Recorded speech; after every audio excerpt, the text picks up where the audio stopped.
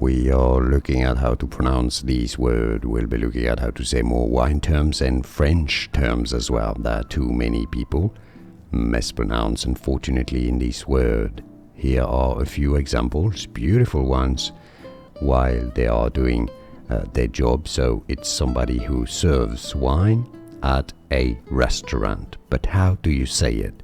For reference, in French it's said as sommelier. Sommelier, okay? And in French you have no particular stress on any particular syllable. This is why there are two different pronunciations in English for this word. Let's have a closer look. The top one is the British English pronunciation, one of the two.